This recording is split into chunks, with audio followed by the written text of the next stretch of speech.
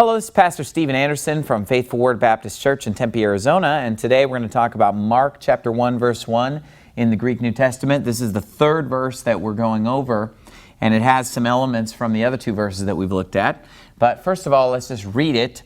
Archi tu evangeliou, Isu Christou iou tu Theou. Now, the first thing you're probably going to notice about this verse is that everything seems to end in "u." Except for the first word, archi, everything else ends in that "u" sound, which is made by the omicron epsilon diphthong that we talked about in the video on the alphabet. So again, archi tu evangeliou, Isu Christou iou tu Theou. All right? So let's go through this word by word. Archi, we should remember that from John 1:1. John 1:1 started out, en archi in o logos, in the beginning, en archi. Well, this doesn't have the end, so this is just archi, the beginning, all right? This verse in English says the beginning of the gospel of Jesus Christ, the Son of God, okay? So archi tu evangeliou is the beginning of the gospel, okay? The beginning of the gospel. Now, notice the word gospel, evangeliou. All right, this should remind you of our English word evangelist or evangelical, right? Someone who preaches the gospel, okay?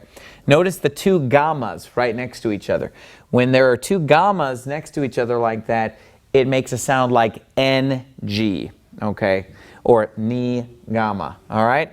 So, archi tu evangeliou, all right?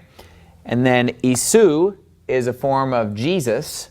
Christou is Christ, iou, Son, tu Theou, of God.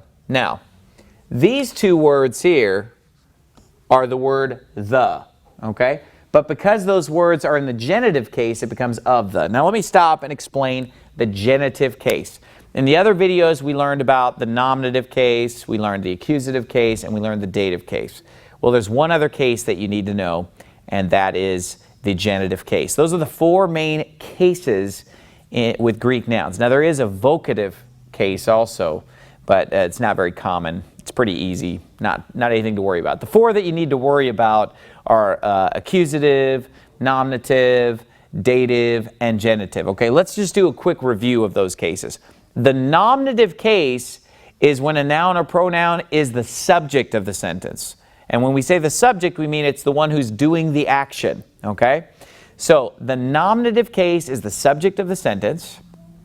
The accusative case is the direct object of the sentence, okay? The dative case is the indirect object, and we went over this in detail in the other two verses that we did. But the genitive case is one that shows possession, okay? So for example, in this verse, it says the beginning of the gospel. Okay, another way of saying this would be the gospel's, apostrophe S, the gospel's beginning. Okay, because it's the beginning of the gospel. So the genitive case often in English is expressed with the word of or the word from. Okay, in the English verse, Mark 1:1, there are a lot of ofs. The beginning of the gospel of Jesus Christ, the Son of God. Well, you don't use the word of in this Greek verse. Instead, you just put it in the genitive case, and then you know it's of because it's in the genitive. Because the genitive case is one that shows possession, right? The Son of God. What's another way of saying the Son of God? We could use the possessive, God's Son. What's another way of saying the beginning of the gospel? The gospel's beginning, okay? So this is one that shows possession. Now, we talked about in the other videos that often prepositions in Greek will take nouns in the accusative case or nouns in the dative case. Well, also they can take nouns in the genitive case, okay? But in this case, all our genitives are pointing to the word of, all right? They're all showing possession, okay? Now again, in Greek, the word the is not used the same way we use it in English. Okay. For example, we would have said the beginning of the gospel of Jesus, Son of God. Here it just says archi. All right. The word the is implied. Tu evangeliou. of the gospel. Both the word the and the word gospel are put in genitive case because it's the beginning of the gospel. Okay? Then we have Isu Christou. And the reason that these are in genitive case is because it's the gospel of Jesus Christ. Okay? Jesus Christ's gospel would be another way of stating it, just to help you understand the possessive nature of the genitive case. Okay? Archi tu evangeliu Isu Christou. Okay? These are nouns, Jesus and Christ, that have been put in the genitive case because they are the object of that English preposition of. All right? Genitive case. Now, there's a comma here, and then we're going to restate who Jesus Christ is. So it's the beginning of the gospel of Jesus Christ, but then we're going to tell you who Jesus Christ is. Jesus Christ is the Son of God. All right? So because we are restating Jesus Christ, and Jesus Christ is in the genitive case, we're going to stay in the genitive case when we restate who Jesus Christ is, the Son. All right? That is why this word, iu, is in the genitive case. Okay? Now, the nominative case for the word Son is ios. Ios. Okay? But because we're in the genitive case, it becomes iu. Just as Isus Christos becomes Isu Christou. All right? Ios becomes iu. All right? Tu here, the word the, and then theou. Now remember, in the other videos, we already learned theos and theon, right? Theos was the nominative case of God. Theon was the accusative case of God. And theou is the genitive case of the word God. All right? And again, we see a different use of the word the in Greek than we would use it in English. Okay?